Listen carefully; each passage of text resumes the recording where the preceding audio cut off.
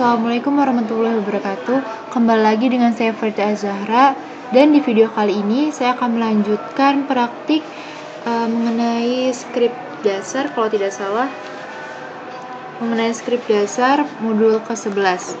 Nah, untuk video per 1 sebelumnya kan sudah dibahas tentang pembahasan yang pertama. Dan sekarang di video part 2 ini saya akan membahas dua hal yang belum dibahas, yaitu yang pertama ada skrip sel dasar dan yang kedua ada eksekusi bersyarat dan berulang.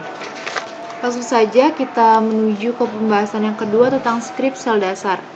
Karena menggunakan Linux Ubuntu, maka default cell yang digunakan adalah bash. Nah, untuk membuktikan atau mengecek default cell-nya, kita bisa menggunakan perintah ps strip p tanda $. Ketika outputnya seperti ini, di sini menunjukkan bahwa sel yang kita gunakan menggunakan bash. Langsung saja ke langkah yang pertama, kita akan membuat sebuah file bernama sample.sh dan menambahkan baris teksnya. Kita masuk dulu ke vi sample.sh.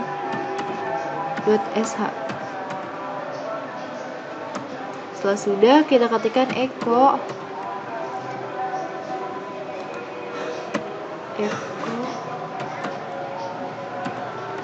hello.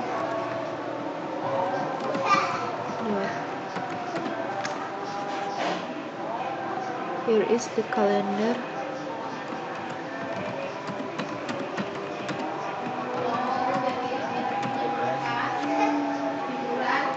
For this month. Seperti ini.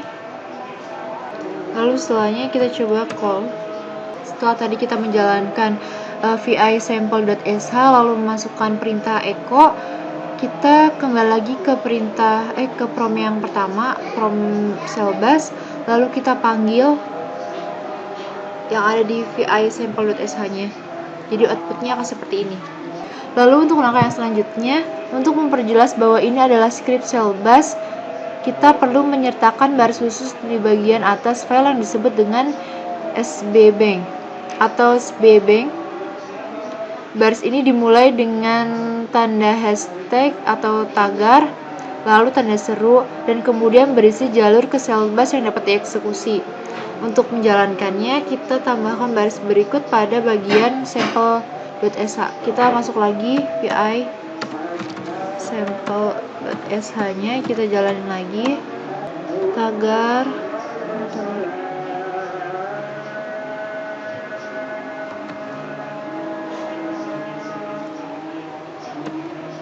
bin bash seperti ini. Lalu sc kita write key selesai. Nah, untuk menjalankan program yang tadi kita tulis, kita dapat mengetikkan bash sebelum nama file. Kita coba jalankan bash sample.sh. Maka nanti hasilnya yang benar akan seperti ini. Lalu untuk perintah yang keempat, kita akan menghindari keharusan mengetik bash di depan nama file dengan membuat file dapat dieksekusi untuk semua pengguna. Caranya, kita ketikkan dulu ls strip l, lalu kemudian sample.sh. Selanjutnya kita pakai chmod atau change mode a plus x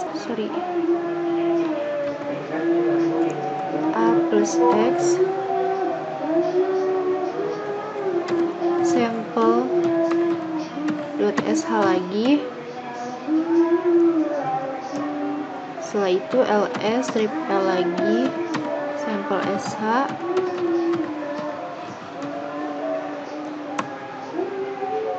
Setelah tampilannya sudah seperti ini, kita ketikkan perintah titik slash sampel sh.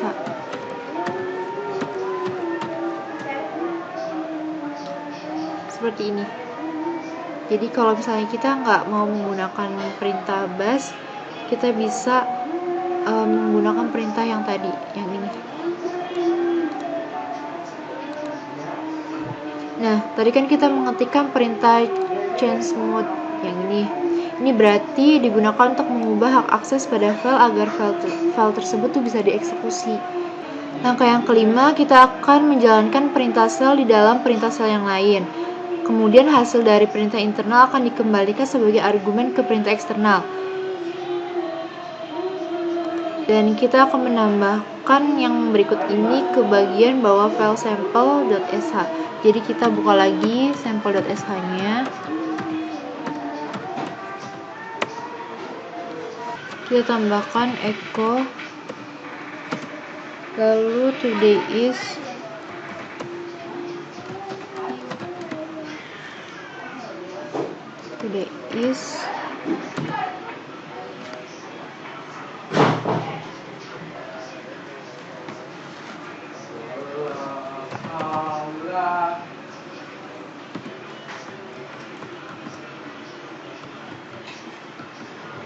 seperti ini, esc, lalu kita ketik quickie atau write and quit, enter. Untuk menjalankannya kita ketikkan cat sample.sh, cek dulu. Kalau sudah, kita jalankan sample.sh. Nah, maka hasilnya akan seperti ini. Lalu untuk langkah yang keenam, kita akan melihat bagaimana shell akan gagal menemukan file jika kita tidak menggunakan tanda titik dan slash seperti yang kita gunakan pada langkah yang kelima. Kita coba seperti ini, sample.sh. Karena tadi kita untuk menjalankannya ada tanda yang ini. Sekarang kita di langkah yang keenam tidak menggunakan itu. Kita lihat coba. Di sini outputnya adalah command not found, berarti gagal. Untuk perintah yang ketujuh, kita akan menggunakan variabel path yang digunakan untuk mencari perintah yang kita ketik. Pertama kita ketik dulu echo, lalu tanda dolar path. Seperti ini, maka outputnya akan seperti ini.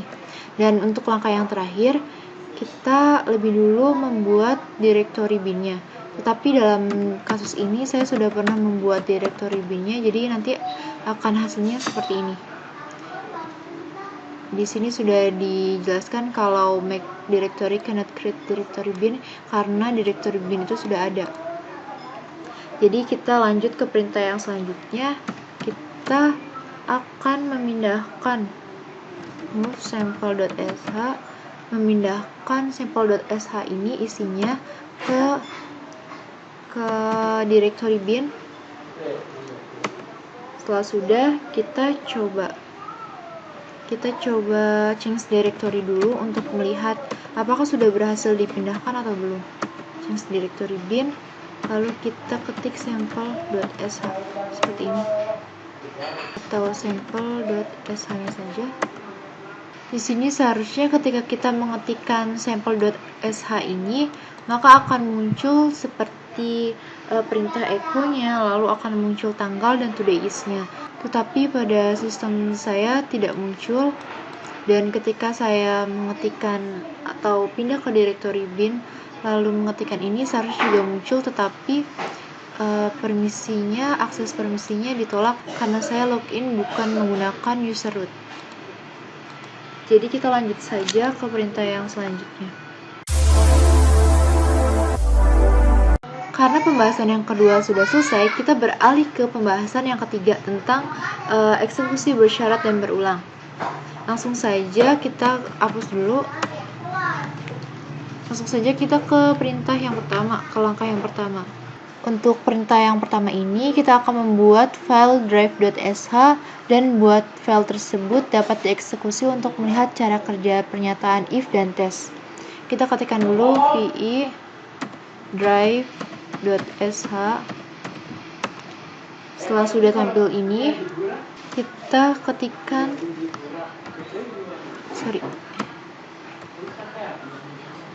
bin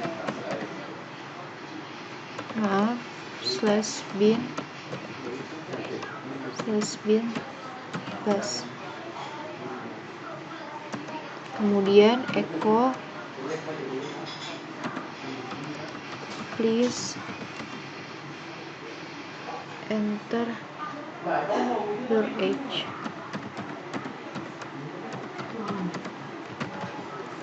Yang berarti fungsinya itu untuk mencetak prompt ini, lalu read age untuk membaca umurnya,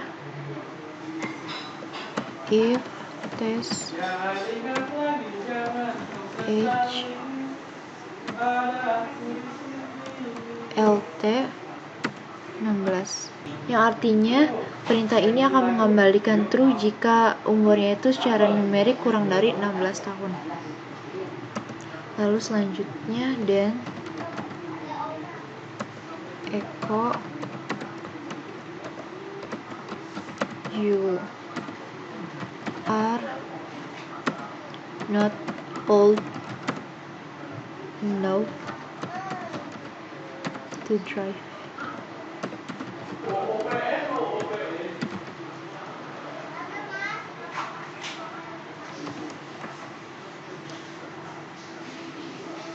Dan perintah yang ini akan dijalankan apabila bernilainya itu benar. Lalu kita ke else, echo you can drive untuk mencetak apabila tesnya tuh salah.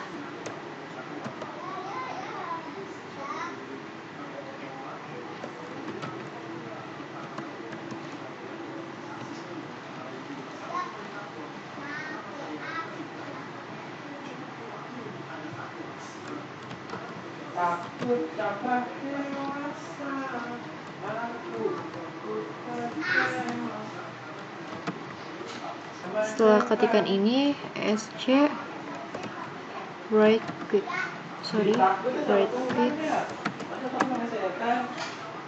kemudian kita akan menjalankan yang tadi kita buat dengan cat drive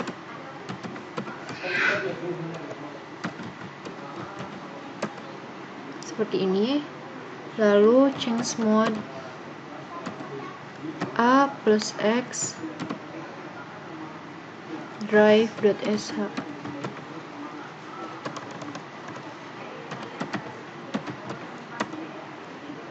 Lalu kita coba cek drive.sh. Please enter your age. Misalnya kita akan ketikannya, outputnya kan akan menampilkan please enter your age. Berarti kita harus memasukkan umurnya. Misalnya kita masukkan umur 14 tahun.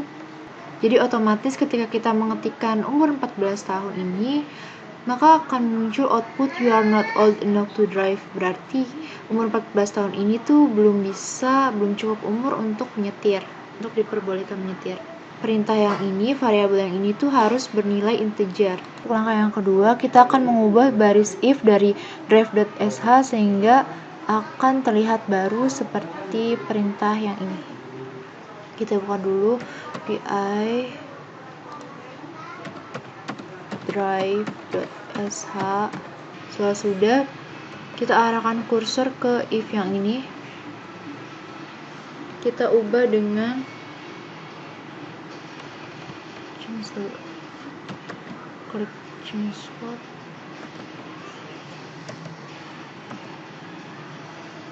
Terus di sini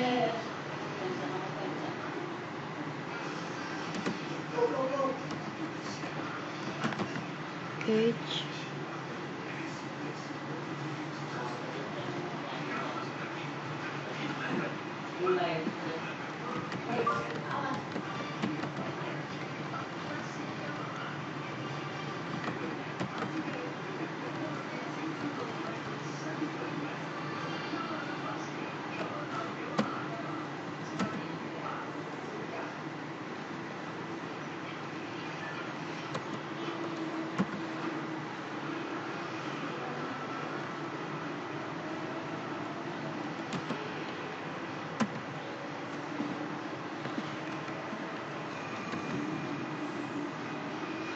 Setelah sudah seperti ini, kita langsung ESC right click, kita coba kita coba cek dulu cat drive.sh nya. Setelah itu kita coba cek.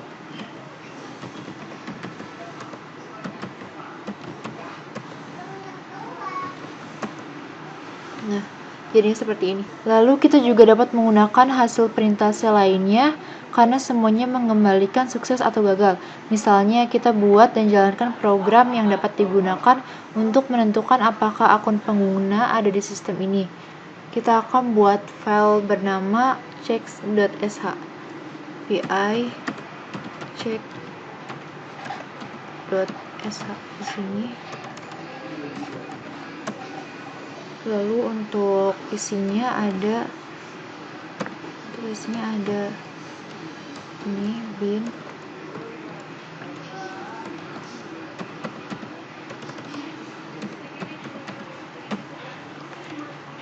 bash.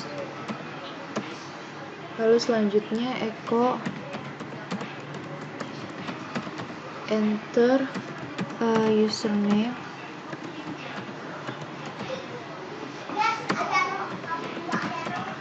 to check (2), kemudian read name. Selanjutnya if grep variable name etc, karena kita akan mengecek apakah username-nya ada atau enggak, berarti kita pakai directory ini passwd redirection /dev /null, dan echo name is on this system.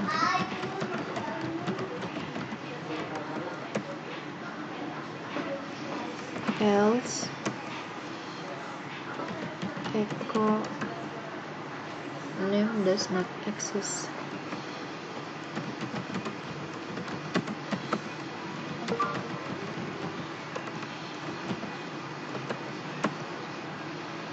Terus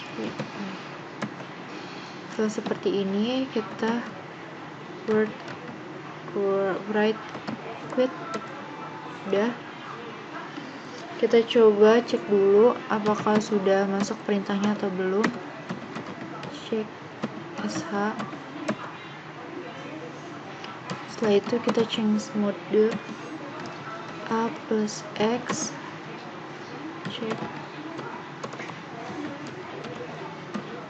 check.sh, lalu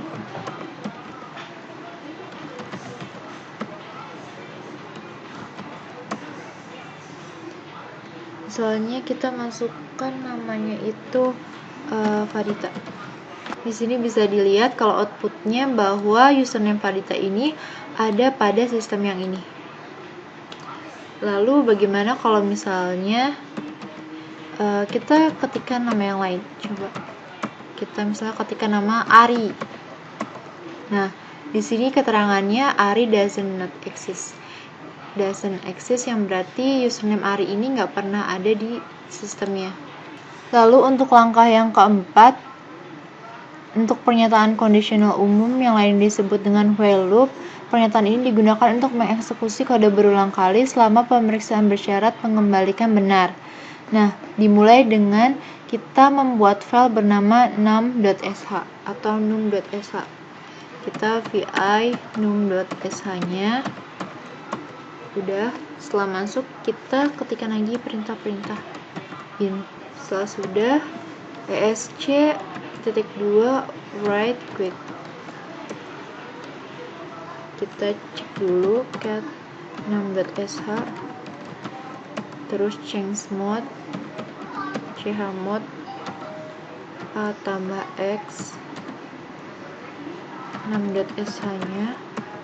Setelah itu ./num.sh. Nah, di sini kita akan mengetikkan nomor 25 dulu, 25, lalu 99, setelah itu 101. Nah, nanti akhirnya akan seperti ini. Lalu untuk langkah yang kelima, kita akan menggunakan pernyataan for. Pernyataan yang akan menetapkan daftar nilai satu persatu ke variabel. Dan ini memungkinkan kita untuk melakukan serangkaian operasi pada setiap nilainya. Jadi kita jalankan dulu perintahnya. Perintah for name in /etc /passwd /etc /host /etc /group do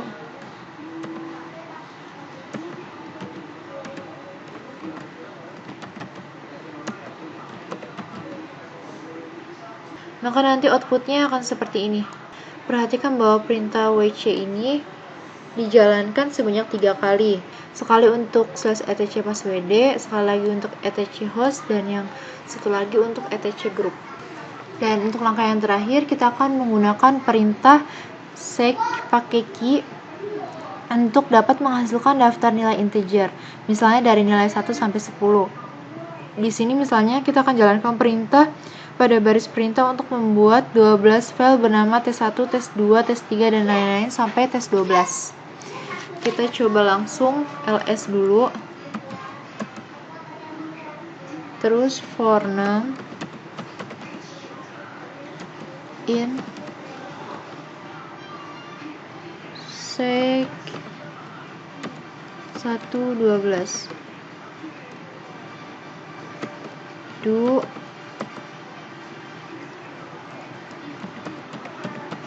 ini touch test num bound done. Coba kita ls. Nah, isi dari directory home-nya di sini ada tes1, terus mana tes2 ya? tes1, tes2, tes3, 4, 5, 6, 7, 8, 9, 10, 11, 12 seperti itu. Akhirnya selesai sudah pembahasan dan praktik pada modul ke-11 tentang skrip dasar. Akhir kata saya ucapkan terima kasih untuk yang sudah menonton hingga selesai. Mohon maaf bila banyak kekurangan pada pembuatan video ini. Sampai jumpa pada video berikutnya. Wassalamualaikum warahmatullahi wabarakatuh.